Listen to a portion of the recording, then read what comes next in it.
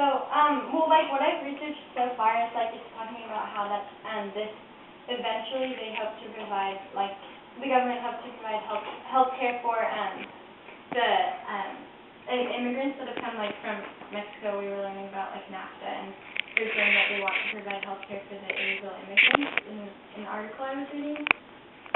And, Prevent health care? No,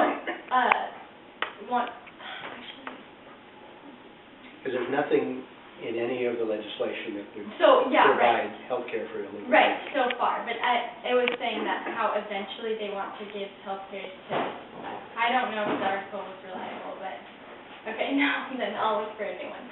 But, so basically, I just think that I'm kind of leaning towards they shouldn't, because it's super expensive for our nation, and I understand that, like, people need health care, and it's really important to them, and it's unfair that some people are underinsured or aren't able to afford it, but I just think that they shouldn't regulate it that much. Okay. So, yeah. It'll be interesting to see what you think when you're done.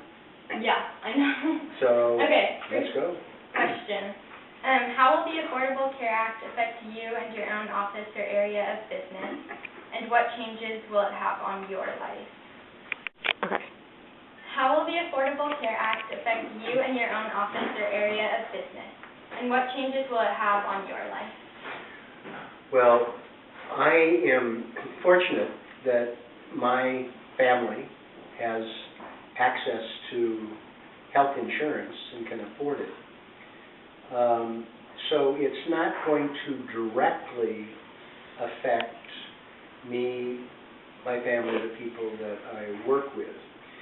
But it makes a huge difference. For instance, we have a young woman who's graduating from college who may not be getting a job with benefits, so she could stay on one of our health insurance plans till she's 26. That's a huge difference. Yeah. Because I've seen what's happened with kids, including in my own family, who didn't have health insurance and had to pay a lot of money that they really couldn't afford. It's going to make a big difference in the long run because there are lots of people that I represent here.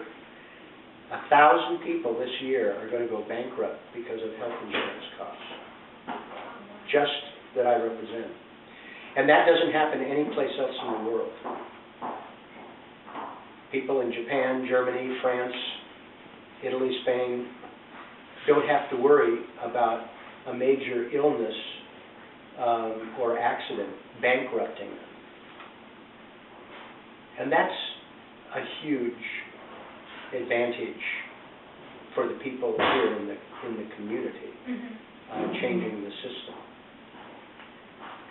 In the long run, by moving to help make what the government pays across the country more uniform, that's going to help us maintain health care here.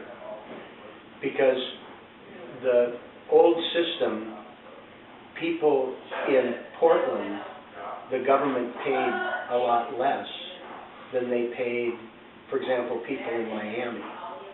And that more expensive care was going to be a real problem because we were going to be disadvantaged. And the health care reform is going to narrow that gap, save money, and treat us more fairly. Okay, so then the second question, how do you think the Affordable Care Act will affect our nation in the long run? And what do you envision will happen to our nation because of it, and why? Well, the biggest problem with our budget is that our health care costs are skyrocketing.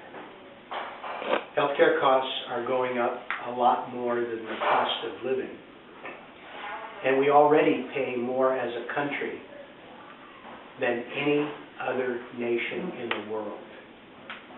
Almost twice as much as countries like Japan, France, Great Britain, Canada. What that means if we don't fix it is that the federal government is simply not going to be able to afford it. So we're going to have to slash other things, or we're going to have to raise taxes really high. It also is a huge problem for business. The system we have requires individual businesses to pay the health insurance costs. For a lot of businesses, they can afford it. But private insurance is going up even faster than government insurance. And this is a cost for our businesses that if they're involved in international business, it puts them at a disadvantage. If we make an American car, the insurance cost, healthcare, is like $1,500 or more in the price of a car. But because all the other countries pay for it, it's not something that German or Japanese or Korean car companies, so they have a big price advantage, $1,500 or more per vehicle. We simply are going to lose out to other countries that pay less and get better health care. You can find out in your research that American life expectancy isn't as long as it is in these other countries. We actually learned that in They live longer, they get sick less often, and they get well faster. And we end up paying almost twice as much as they do. So you can see how the country that you're going to run in 20 or 30 years, if we don't fix this, is going to be in a great big hole. And on top of it, we have 50 million people who don't have insurance. So that's a big problem, that they either don't get care or they go to emergency rooms, and that gets bounced back to the rest of us. So it's not a very good system. Okay. And this is still the same question. Okay.